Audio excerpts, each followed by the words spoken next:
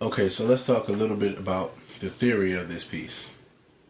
This piece that we're doing is in the key of F major. Alright, let's talk about the F major scale. The F major scale, which we call the diatonic scale, consists of 8 notes. 7 notes that are different, and then when you hit the final note at the end, you're back to the first note. So we say 8 notes.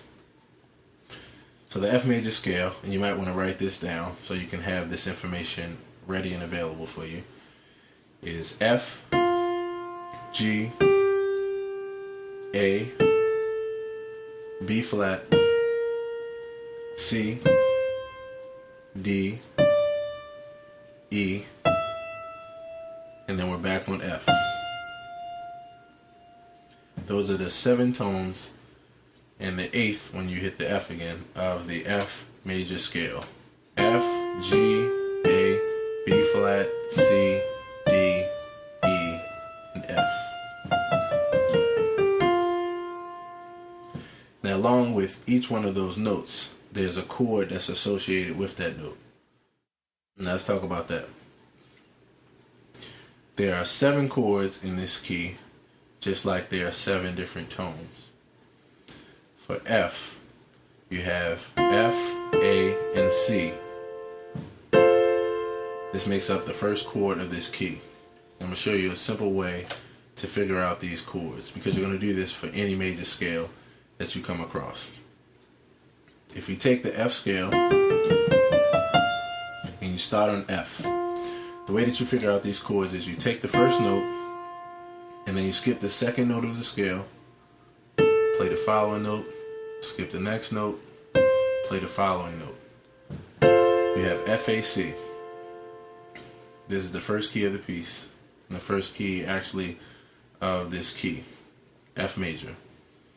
If we start on the next tone, which is G, you have G, we skip the A, B flat, we skip the C, D. This is a G minor chord, and you should write these chords down as I'm going through them. G minor, G, B flat, D. The next chord in this series is A, skip the B flat, C, skip the D, E. And this is an A minor chord, A, C, E. Next chord, B flat major, B flat, D, and F. B flat major. Next chord is C. We skip the D, E, skip the F, G, C major chord. The next chord starting on D, skip the E, F, skip the G, A, D minor. Next chord is E, skip the F, G, skip the A, B flat. This is called an E diminished chord. I'm going to explain that a little later, but for right now this is E diminished. So the 7 chords that make up the diatonic scale of F major are F major, G minor, A minor, B flat major, C major, D minor, E diminished, and then you're back on F again. The majority of the pieces that you hear, that you listen to on the radio or CD, or pieces that you get in there and you figure out what's going on and you play those pieces, they're based off of those 7 chords for whatever key they're in. And then you have other chords outside of that which don't fall in the particular scale, which we call borrowed chords. For example, this is one of the chords that we're going to play in this piece. Which this chord, if we look at the root of the chord, the root meaning the lowest bass tone of the chord and the tone that the chord is actually built from. This chord is a D flat major chord. It's a D flat chord, and then with these other tones, it's a type of D flat major. Now, there is no D flat in the key of F. We had F, G, A, B flat, C, D, E, F, but we didn't have a D flat. This D flat is a borrowed chord, and it comes from a different key. That's what gives music its color. When you use the diatonic chords, and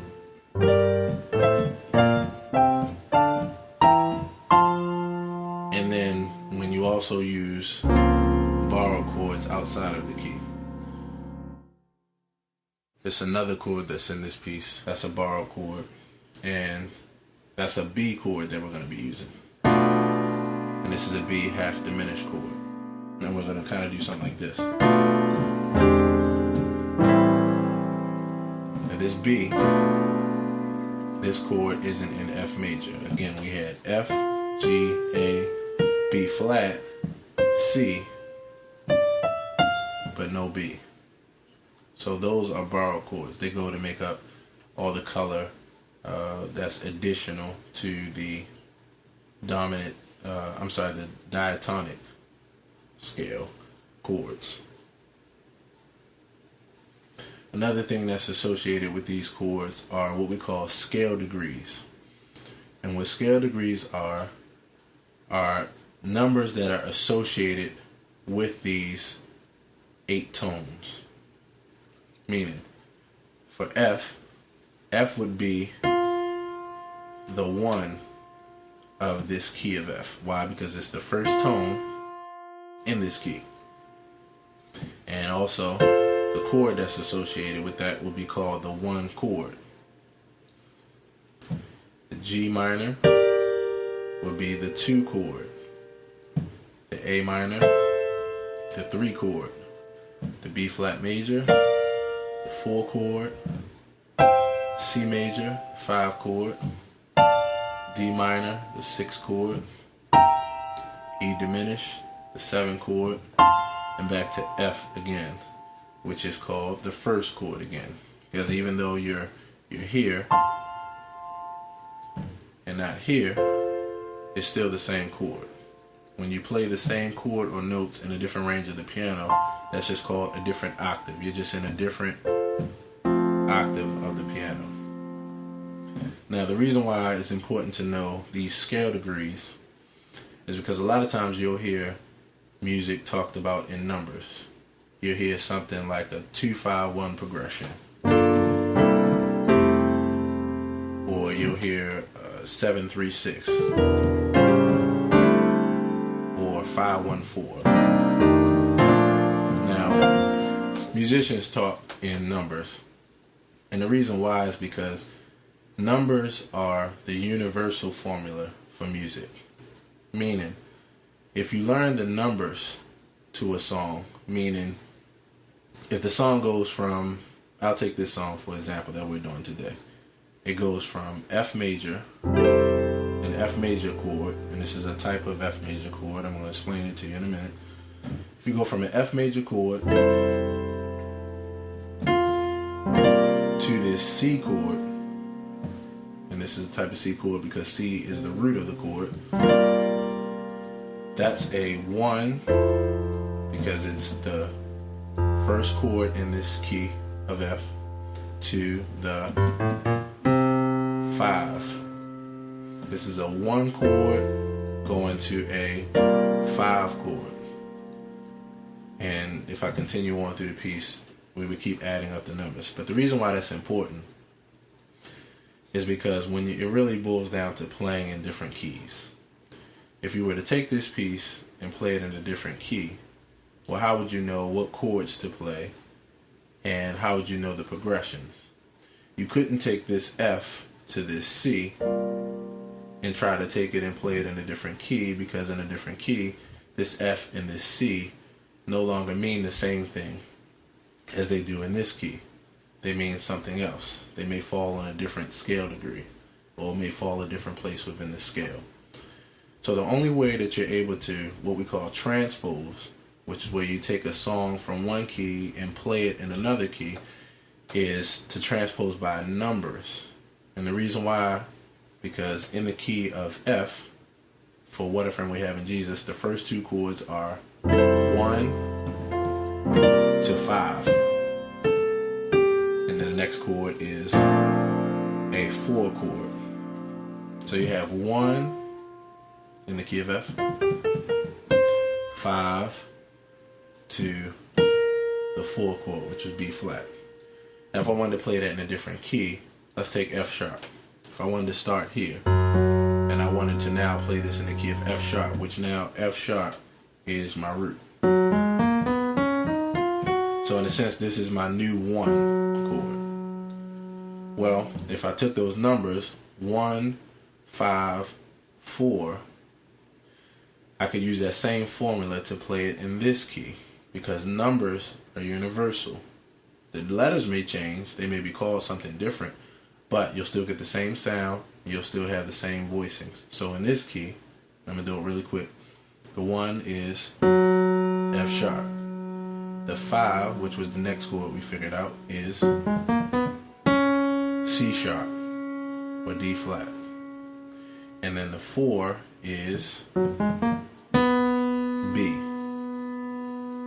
So What a Friend We Have in Jesus in F sharp goes an F sharp chord to a C sharp chord to a B chord. And it sounds like this.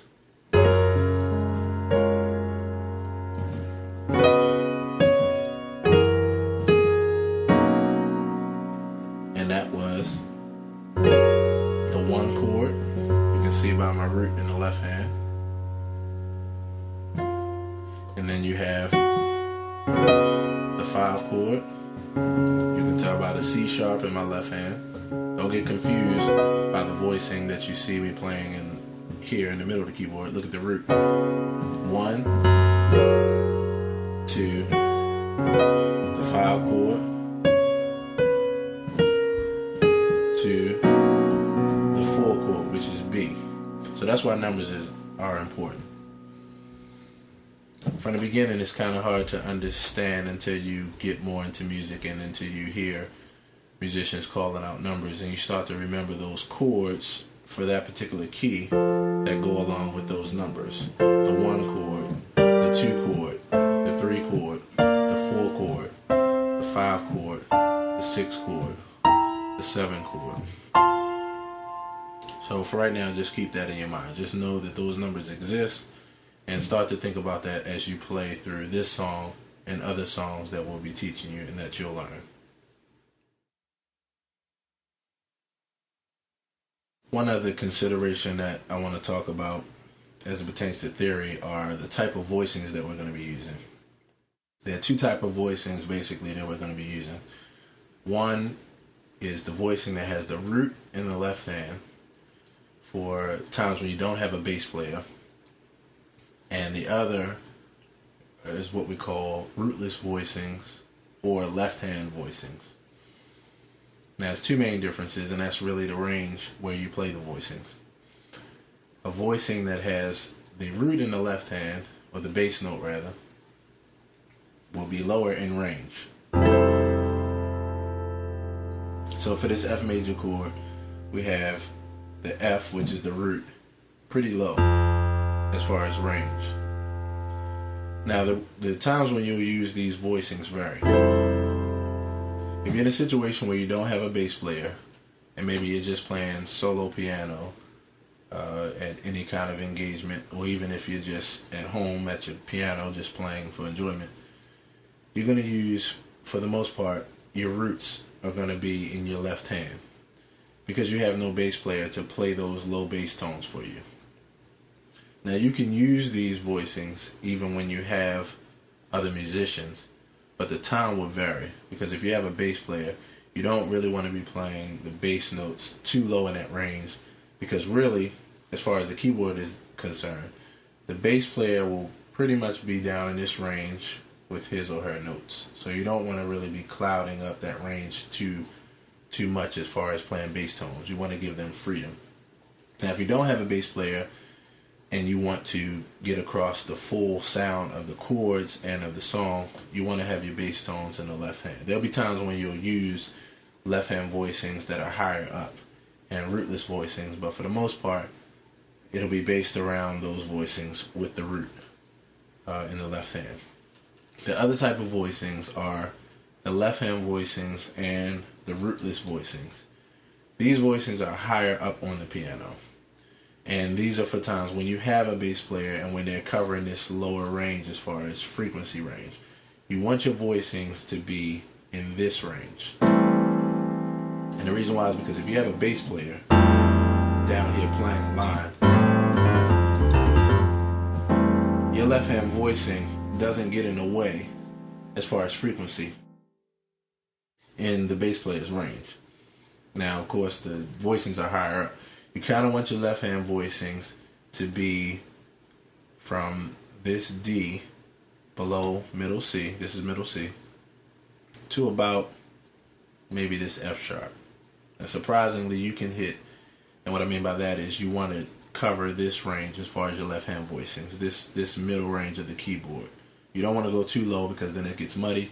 You don't want to go too high because then your right hand, it kind of runs into your right hand. So you want to be between this D and this F sharp. And surprisingly, you can actually hit every possible chord there is right here in this range, from here to here.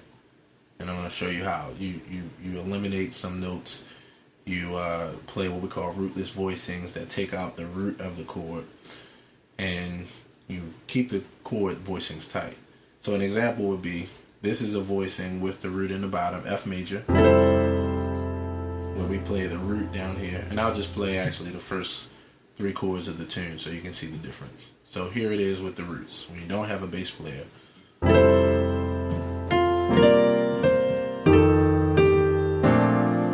Alright, so notice I covered this range down here as far as the bass, and you can hear the progression of the song because of the bass. Now the other style, which is the left hand voicings, allow there to be a bass player down here, and you play it more like this.